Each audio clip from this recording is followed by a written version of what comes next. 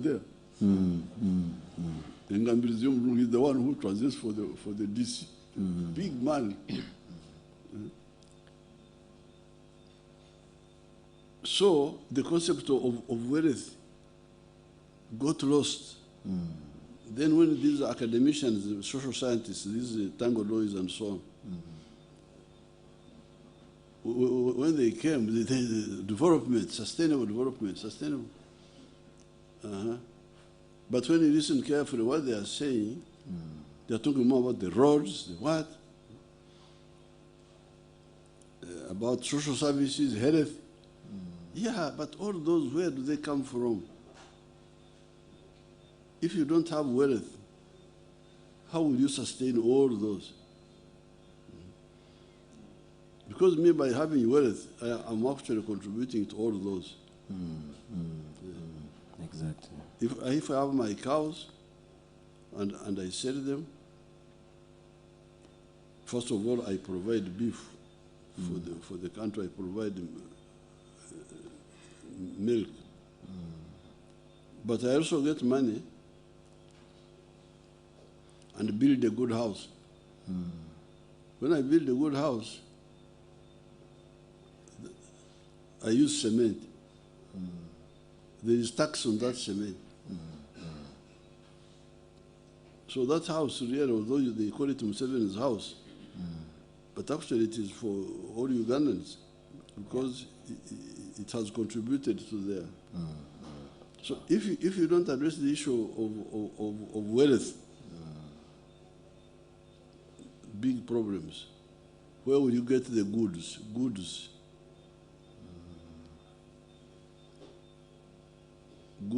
food, clothes, but also where will the tax come from?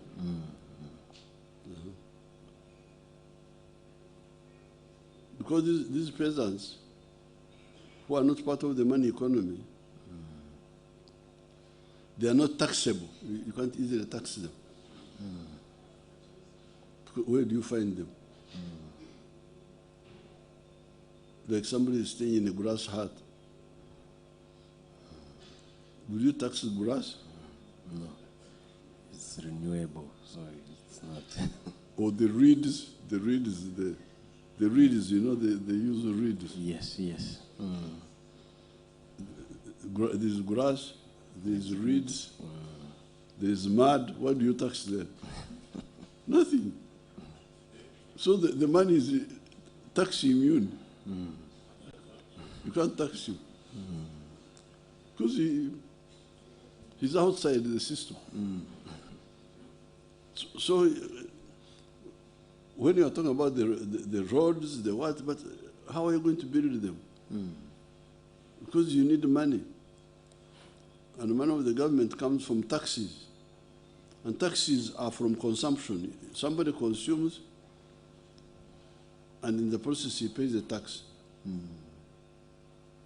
But if the consumption is not there, purchasing power, because they have no purchasing power, it's really amazing when you see people running around, leaders, what, I just watch. Now this one,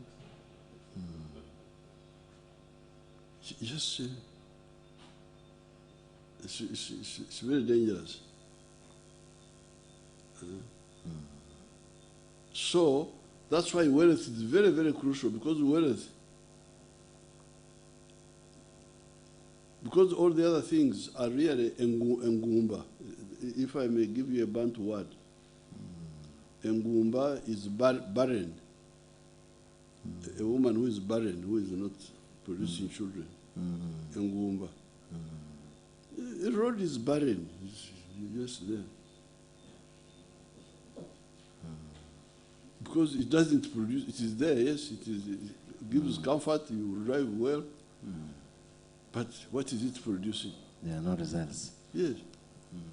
So the producing part is the wealth, because once I have my cows, first of all, I produce milk. And people now, instead of importing milk, they buy it. I produce beef, they buy it. Then I have money. Then I buy cement. I buy mitayimbwa. I buy, maybe I have, I buy clothes for my family. All that is tax. So wealth must be emphasized so that people don't just waste time with the only roads, what. Because this was the colonialism of the 1960s and 70s. The NGOs come to deal with health using donations. How long will that continue? Very temporal.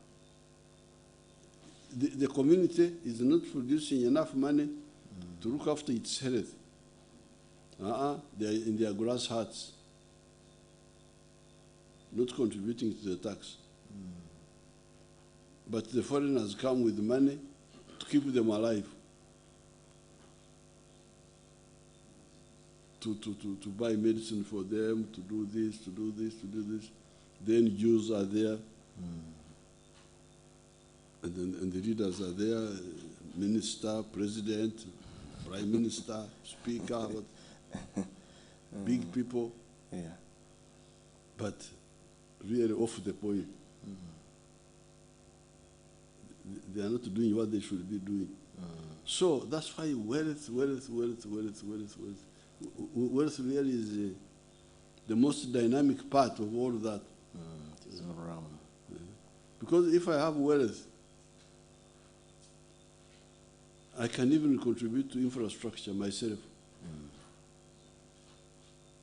I can build a good house, put there solar power. Even if the government has not brought their power, I can put my solar power there.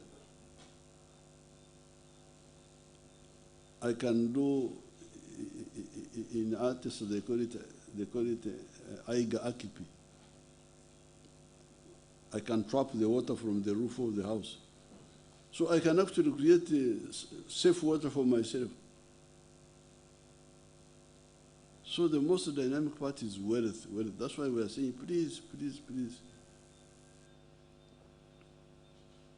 Now, in the case of Kapchora, I had working people, those Sabines. Even when we came from the bush, I could see they were very active. But the problem was that they were not using Echibaro, the cultivation. They were growing maize. I found them growing maize. You people. Maize in Kapchorwa lasts 9 months. Yeah, in the upper bell it takes even 12 months. 9 months. What sort of cultivation are this one? What do you call Echibaro in Iti Kbaranak. Iti Kbaranak. Nichi. Iti. That one.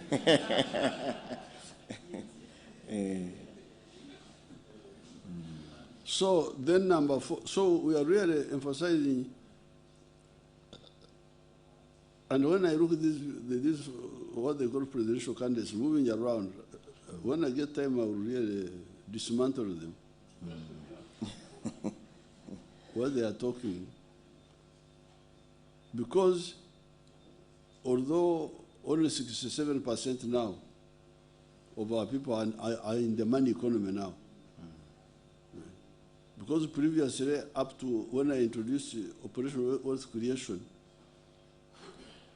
only 32% were in the money economy. But now, 68% are in the money economy. They are the ones creating that money wealth, 67%. And you can see what they have done. The coffee now is about, I think it must have reached 12 million bags. Coffee, big volume. You can check the quantities. We used to produce only 3 million bags. I think we are now almost reaching 12 million bags. So this talking of wealth is already creating a thing qualitatively but also quantitatively.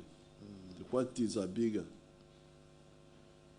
The milk, we are now at 5 billion liters. The bananas, the maize, we are at 5 million tons.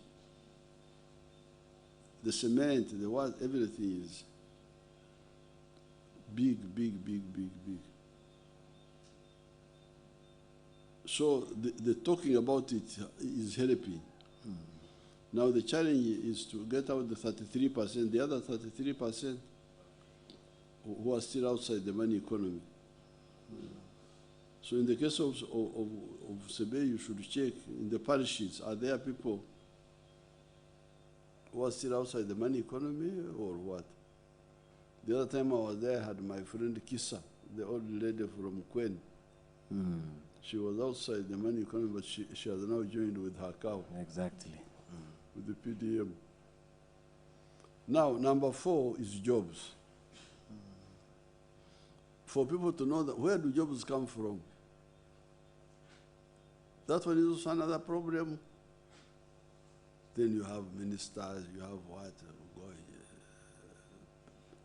Big people, this big man.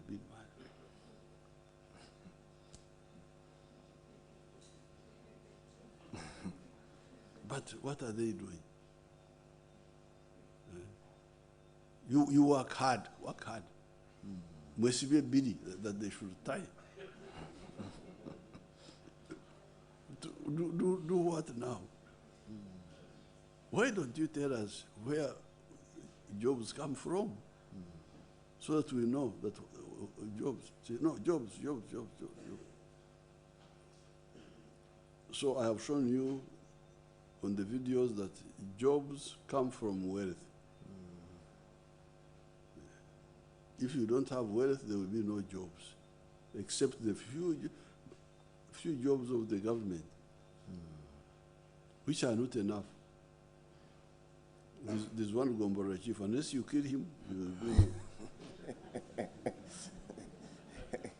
there will be no other job for you.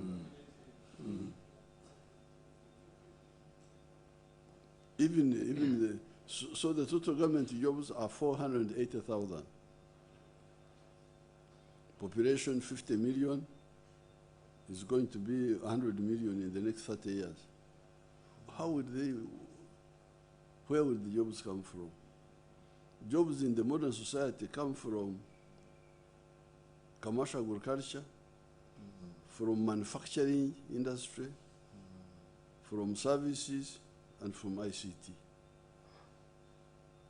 So that also should be in our manifesto. It is very clear. All this is really in a way to orientate Africans, starting with the ones of Uganda, about the future. Now, point number 5 is service delivery. What services are crucial? There's education, there's health, there's security. Security is also a service. Governance is a service. Entertainment. That is all service delivery. And you should be aware of that, so that you see how to, because for instance, if you go for elite education, like the one we used to have, where you have a few people going to the school system, where you will have education for some. But we, the NRM, have been saying, we need education for all.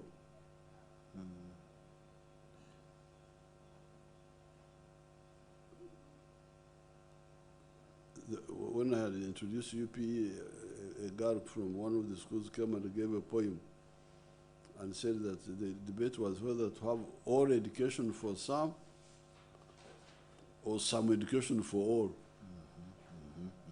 That was the debate. Do you give all education for some, or do you give some education for all?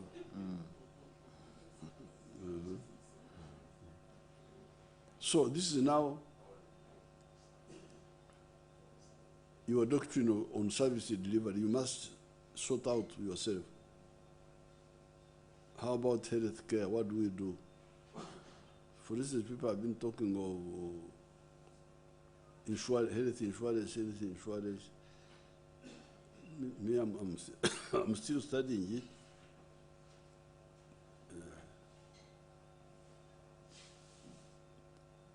So that's service delivery. Now, the sixth point in the manifesto is market.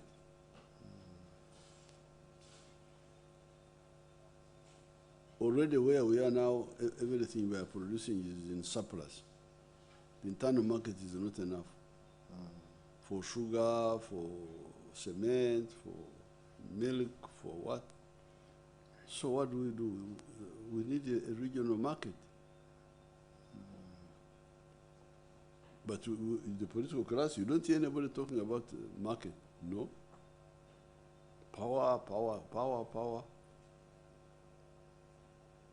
To be elected. To be elected to do what? Why don't you stay in your house and do nothing there? Instead of because when you are elected and you don't know what to do, you put yourself in danger. It is safer if you stay in your house. So,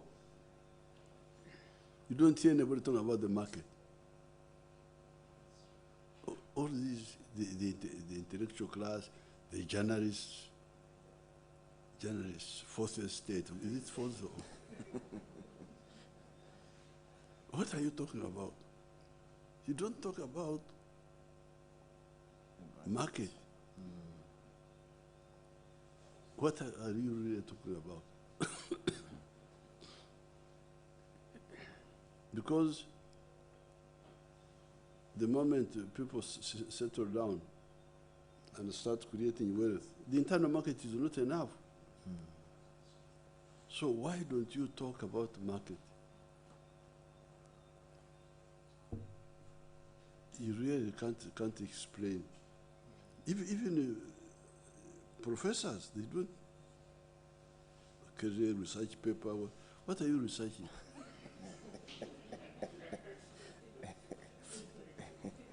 You don't talk about market. China is a place of 1.4 billion people. So they have got that huge internal market. But they are looking for markets here. So how can Africa is in danger, you people. These leaders who are blind, and their journalists who are blind, their journalists are the same like the leaders. They are blind, just talking about small things, accident, a vehicle has collided with another one. That's big. That's big news.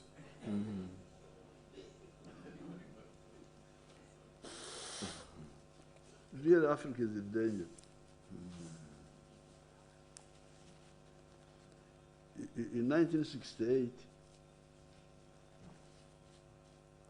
when I led a student delegation to Mozambique,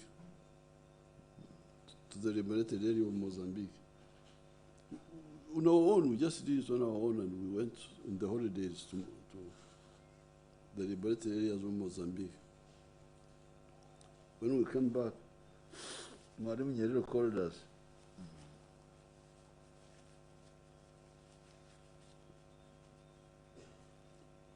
And gave us some tea.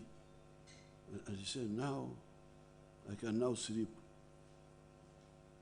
Because now I have got young people who, meaning that even if he's not there, there are people who can, yeah. That's what Mariam said. But when I look at these journalists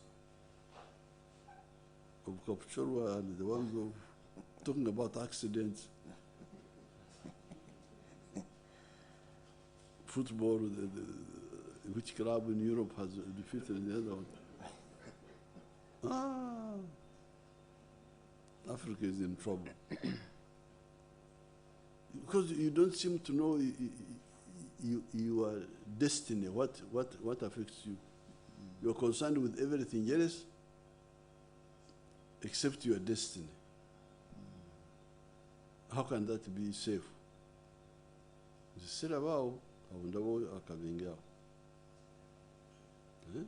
Just there, journalists, professors, diplomats.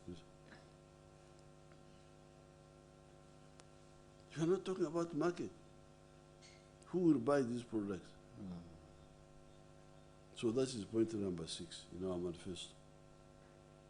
Now number 7 is about the political federation of East Africa. And we are saying, we have been saying, Mwalimu, as even others, Tomboya, some of the committed people in Kenya, John Murumbi, Gracie Vinjera here.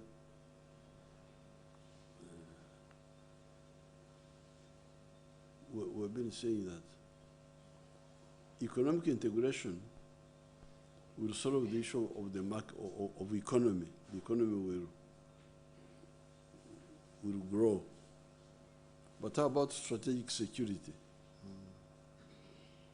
How can we be safe from any threat in the world? No. People are not interested. They are not.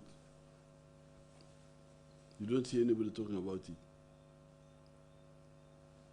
Americans have gone to the moon. Chinese have joined them there. The Russians are there. The Indians have now gone. We are here in Mbadi.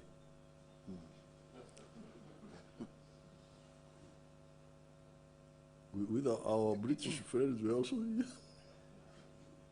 They're also here. The British, the Germans. So the Americans are there looking at us like ants. You're looking at the ants, they don't know that you are looking at them. It's really very serious. So that's why, but can Uganda, because the Americans talk of 4-dimensional superiority, to be superior on land,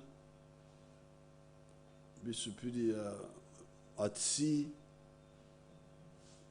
the Navy, be superior Air Force, be superior in space, on the satellite.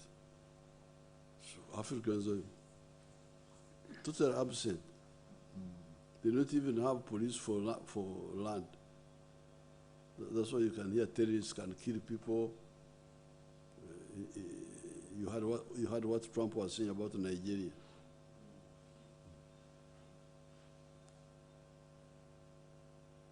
Terrorists have been killing people in Nigeria. So, if you don't discuss, but how can we have even a navy? We are cut off from the sea because of the Russian colonial border. Uganda is landlocked. Who landlocked me?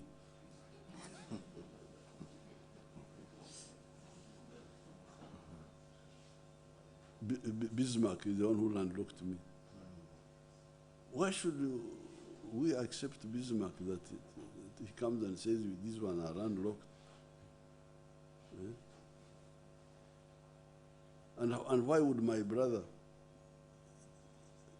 keep quiet to hear that I'm landlocked? My brother from Kenya. Why does he accept that my brother is landlocked? I hear that Sere is locked in the room. Sere is room locked. And I continue with ordinary business. I should find out what's happening to Sere. He's my brother. He shouldn't be landlocked, locked there. He should be free. No. It's really very serious. I really watch Africans that I say, but the ones who are unfortunate are the ones who tried to interfere with us, and we had to deal with them here. But the overall situation needs you young people to wake up. So when I hear these young children that they are writing about what? I don't know. What are they writing about? Are rioting about? You don't hear them talking about any of the crucial points. I don't know what they talk about. Sometimes corruption, sometimes like the ones in Kenya or the ones in Tanzania. What were they rioting about? Because the crucial thing they don't talk about. So, our proposal for the East African Federation is that if there was a federation in East Africa, you would create a center of gravity for the black race. They would have a center of gravity. There are smaller countries in Europe. There are smaller countries, Denmark, Belgium, Luxembourg. There's even the one they call what? Monaco, or something like that. Small, they are there. But they have a head prefect, United States. When they are in trouble, United States come to rescue them against Hitler. But here, all African countries are democratically weak. Very risky. Me, I see a big danger there. So I'm glad we have put it in the manifesto that East Africa should form a political federation. And be the center of gravity of the African race. And then we can go to the moon and say, Americans, what are you doing here?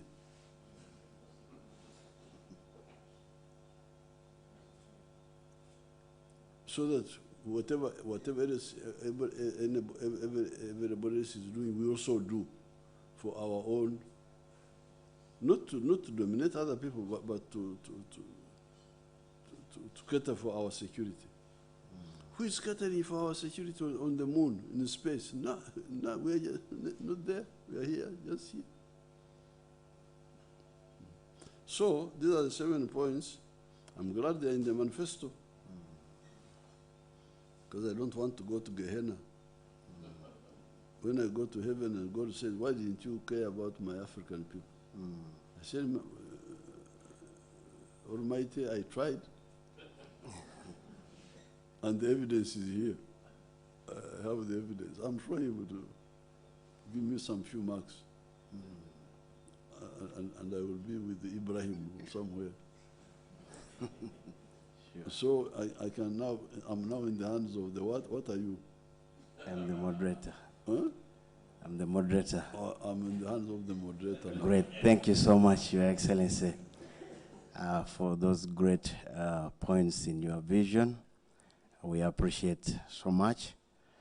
Your Excellency, you are among the 8 candidates who are competing with you. And I wanted you to tell us, why do you think the people of Sabey should entrust you to be their best candidate Mr. Museveni? Well, I have already told you.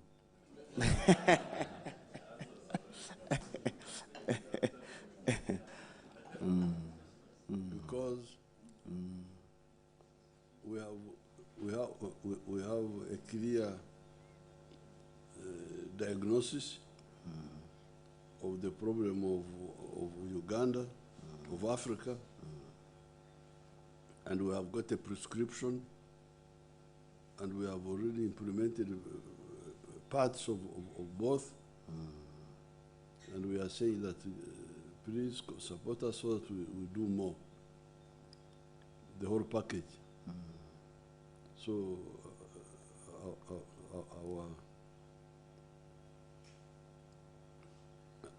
our manifesto is very clear. It is no comparison with what I see my other wonderful people say.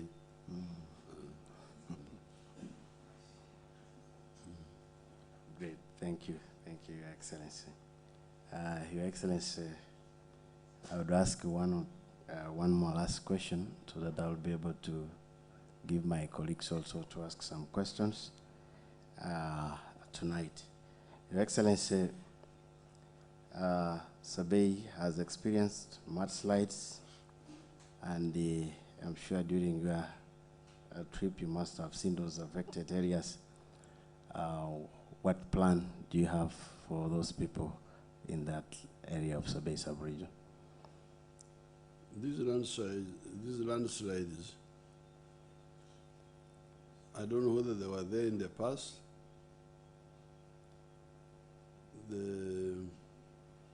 But if I go by the Renzori, which is even a bigger mountain than this one, in the past, I never used to hear of, except earthquakes. There would be earthquakes. But, but landslides, maybe I never heard of them. So these landslides, one can see that they are from trying to do something that is for the lowlands in these high gradient areas. Because there is gravity. Gravity is always pulling us down. So if you are on these steep hills and you want to do agriculture there, because the main problem is agriculture. It is because our people always think about the wealth of agriculture. But yet, in the past, the forest was being used economically, but in a different, in other ways, not agriculture, not digging there. They, in the forest, they would go and cut some timber. They would go and hunt wild animals. They would go and honey, get honey.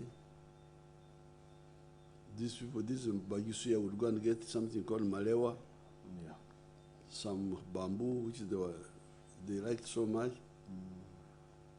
So the forest was being used for medicine, for some equipment. Now, I think the big problem is trying to cultivate there. So when you try to cultivate there, beyond a certain point, you can cultivate in the foothills, but when you interfere with because in some of these places the terrain is fragile. Like the other day when I was even where we were today in Quen, you can see that the soil is thin. Near the road, I was seeing the rock. It is already seen. The rock is not far from the Covered. that road there, below where we had a rally. You could see the soil was on top of a rock,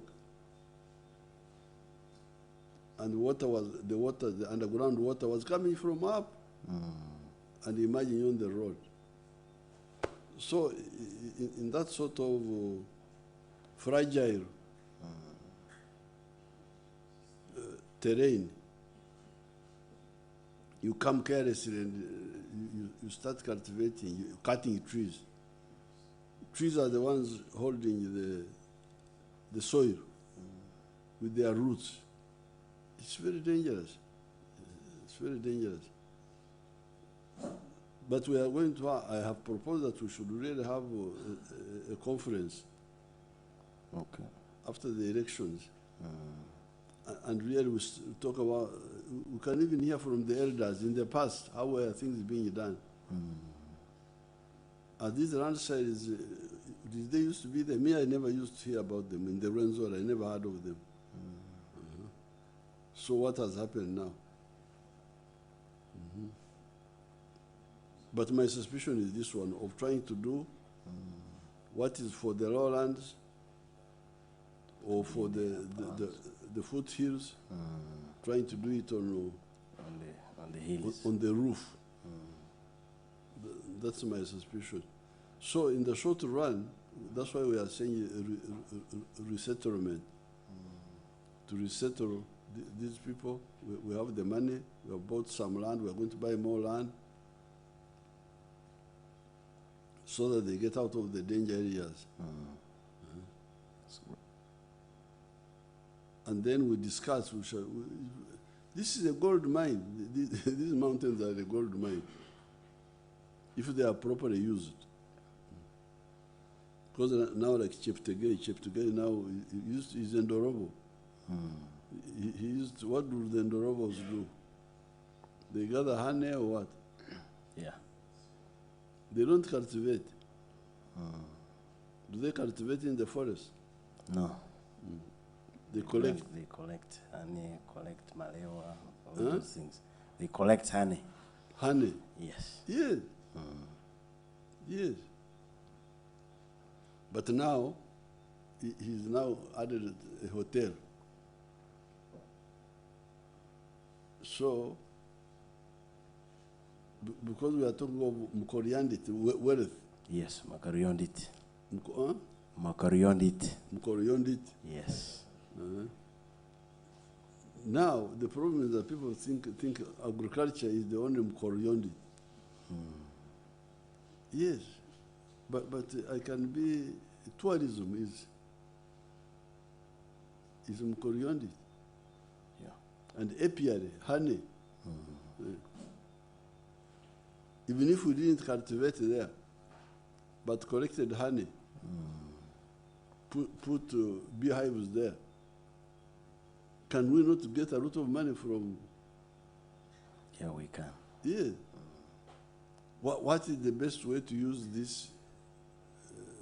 this water tower? Because remember, the mountain is also a water tower. It is there to trap rain, trap rain for us. I think you have forgotten your nature study, where we used to study about the convection of rain which comes because of the evaporation and condensation, and then the relief rain, when the air comes and hits that high mountain, and the mountain forces to go up and it rains. So this mountain is a rain maker. Exactly. Because it blocks air, forces it up, becomes cool, then it rains.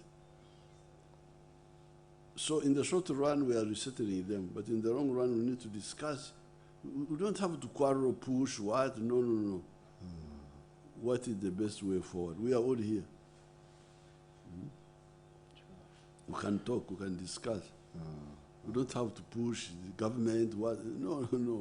It's not government, it's not, it is common sense. What do we do?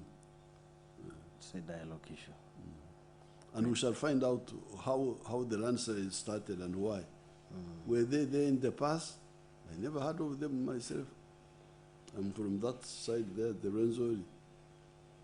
I never heard that a mountain had fallen and killed people. I never heard. Thank you so much, Your Excellency. Your Excellency, allow me now welcome Mr. Olisimba to give my colleagues the opportunity to ask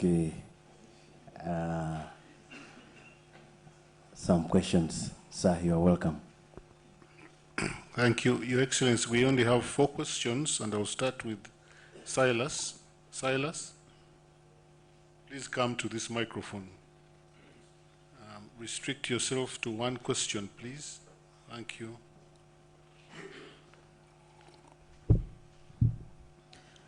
Your Excellency, I am Silas Chemos. I work for Radio 9 FM in Buko. And Your Excellency, there has been rampant cases of corruption in Buko, and this cuts across the Sebei sub-region. And like you heard in the rally in Buko, road fund has been mismanaged. There are some people who mismanage or embezzle funds meant for roads, and also sale of government jobs.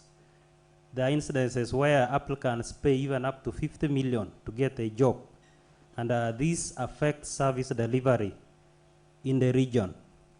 And I would ask, what plans do you have or specific strategies do you have so that we combat this issue of corruption? And by the way, there are also allegations of some government institutions meant to fight corruption being, when they come to the district to do fact checking, they are they collude. Yeah, yes, with the district, some district leaders and technicians. Thank you. Well, we worked out the anti-corruption plan long ago. The anti-corruption plan, I worked out. I'm the one who worked it out. Because as I told you, what you call history, I call current affairs. I've been around for a long time. I was here when the British were here, and I watched what was happening. The chiefs were very corrupt under the British.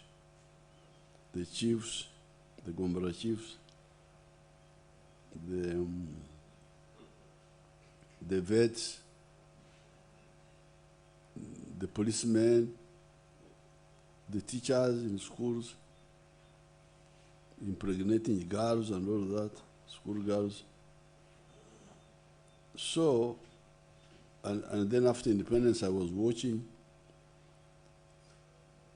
That's how I became popular in that area there by opposing these local chiefs and their corruption. So when we were in the bush, I am the one who said, you people, corruption, corruption, which I saw. Under the British, under independence, I saw it. I think the only way to fight it is to empower the people to elect a parallel channel of monitors. So there is the DC, because the structure at that time was DC, District Commissioner. There was Saza Chief, there was a Gombara Chief, there was a Murka Chief. So my proposal was, let those stay, but let the people elect their own person to watch these people. This is the whole thing about the LOC. It's not for the LOC5 to be administrator, to be a bureaucrat. No. To watch on our behalf. Watch the cow. The cow is the DC. The old DC will now call him cow. So watch him for us. We elect you. The LOC3, watch the Gombora chief. What he's doing. Watch the vets. So you already have a guy, because you are now saying the anti-corruption groups, when they come here, they are compromised. Yes, those can be compromised. But you, the owner of the area, why should anybody compromise you? And you agree. So that's why you, the electorate, you must elect leaders who are really on your side. So that we shall continue, of course, using the central government, intelligence, what. But I think the reliable ally is the beneficiary of the services. Is the owner of what they are stealing. What are they stealing? PDM money, road fund money. Whose money is it? It is your money. So, the owner of the money, you are the most angry, in my opinion. And when I had the chairman speaking in Buko, and there was another one who was speaking somewhere else, I can see that you are beginning to wake up. Yes, the other side, we shall continue changing these people and corruption, getting new people, sacking but the most reliable force is you, electing people, because it is in your interest. You are the victim of that corruption. So you are the most reliable ally. 3 questions, so that I'm going to sleep. Zipporah.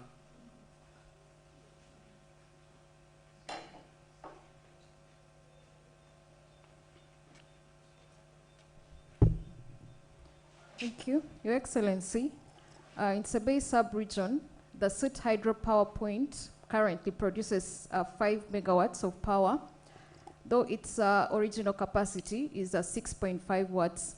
Currently, we still suffer our power blackouts. One, because the power because of the power that is transported straight from Buko, from our region to MBALE before it bounces back to Sebei sub-region. We have graduates from the industrial hub and other producers from within Sebei region. We have been preaching the gospel of wealth creation through value addition and other things and productivity. What can the government do so that we directly benefit from the hydropower from SIT, given the fact that the Kapchora municipality already offered land for a substation? Thank you. Oh, thank you very much. I will take it up. I was not aware. Because you are saying that the power is brought from CP to taken by the Bagisu. Mm-hmm.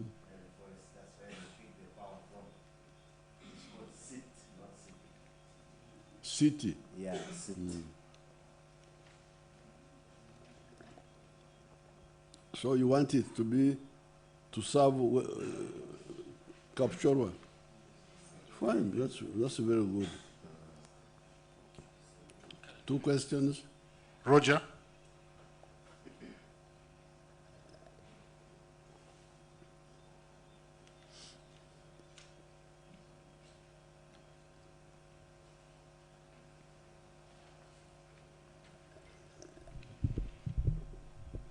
Your Excellency, I'm called Barishak Roger. I work for Elgon Radio.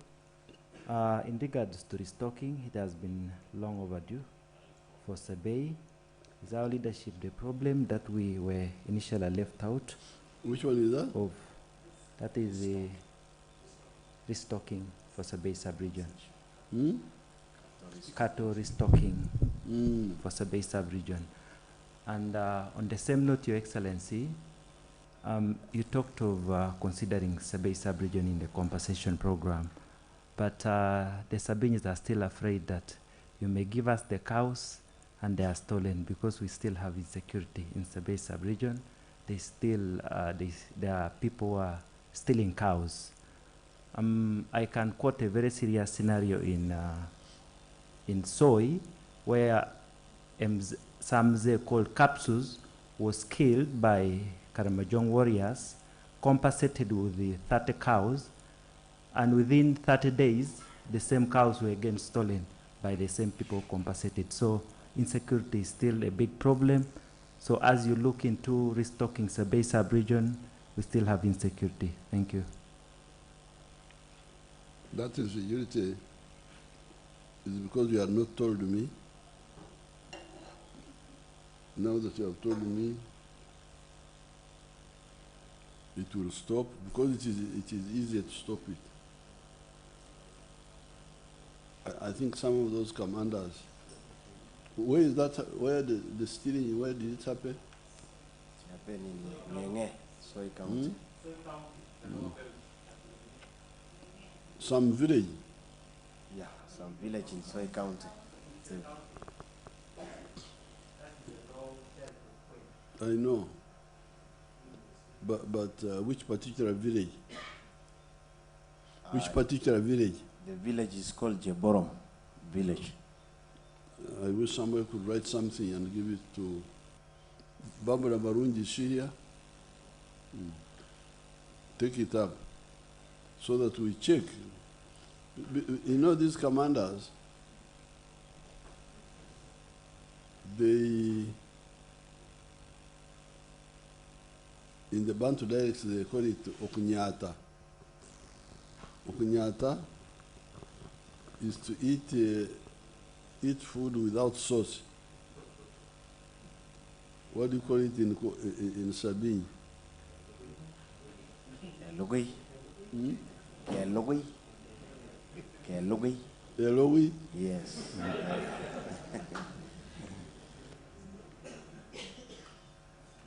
The Elowi, Yeah. the troublemakers. When I went to Barrig in Lango there and I had a meeting, you could see they're just Elowi. Because they just use one method of what they call kufata nyayo, using soldiers to, as if they are villagers.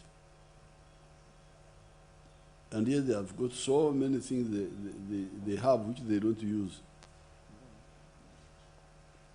Like the dogs, using the dogs to sniff and follow. The UAVs, an efficient system of alerting. This is why I have introduced some county police. I want each police to be each sub-county to be a police area. So that if something happens, your cows are stolen, you ring your local police. You don't ring other people. You ring immediately. Then they react. They will stop. It will end. Yeah. So I'm glad you have told me. I'm going to follow it up. The Last one, question is Eunice.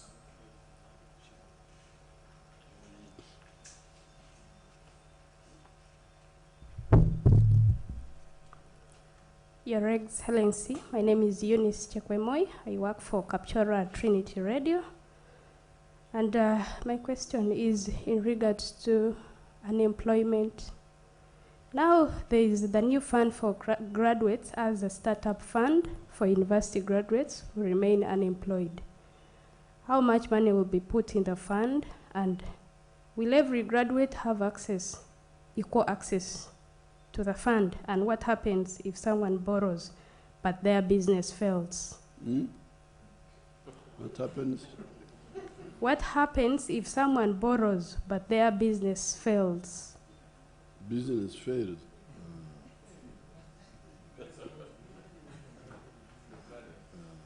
Now, first of all, the amount is not a problem we can see because it will be mainly per zone. Like Sebei, we will have one fund. I think per district there will be too many, but per zone is not too much. So we shall see how much money is put there. Me, I don't have what about money. Money is there. Now, regarding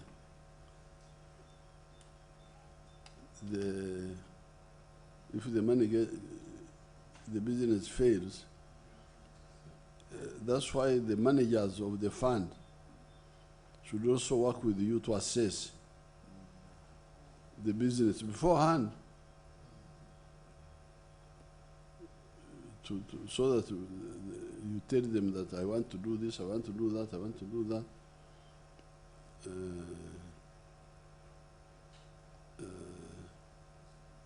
Because there's no land title, you are not saying that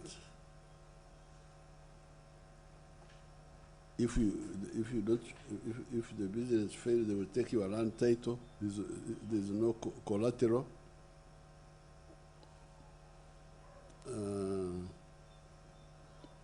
It is really peer pressure. You don't want to let down your colleagues because it is a big shame on you. And if you can show that, for instance, it was a work of nature which caused the project to collapse, nobody can force you, shall regard it as a bad. But if there is proof that you are dishonest, you sold the cows, you sold the property, then we send you to jail. But if it is a genuine problem like a fire or something, they will not hold. We can go in the details, but logically, I don't see why they should hold you liable unless you are the one who sabotaged it. Okay, thank you so much. Thank you. My people, I'm the one who called them from Kapchora. You have to take them back, Thank you people. you. Thank you so much. My group, PPS.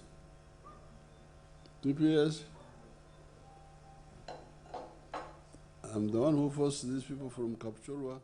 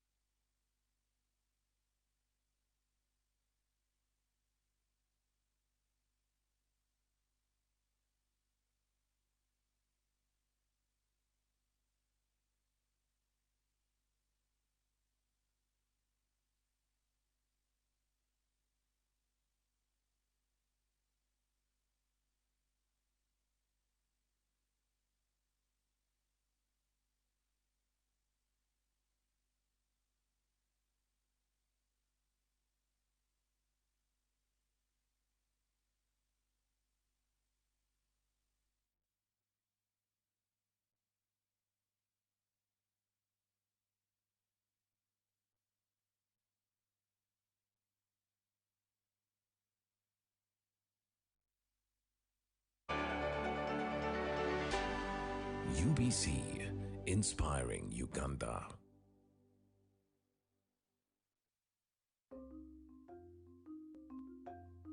Agriculture is Uganda's economic backbone, employing about 70% of the working population and contributing 20% of the GDP.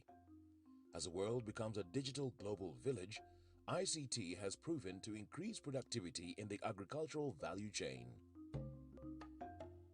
UCUSAF, through its Strategic Plan 3, recognizes the importance of access and usage of ICT-based tools, information and knowledge for farmers by providing them the needed skills to live, learn, work and participate in a digital society. We came up with a project which we took to UCSAF, and we're happy that UCSAF supported it. That project is called ICT for Farmers. What did we get from ICT for Farmers? We managed to skill up to 100,000 farmers.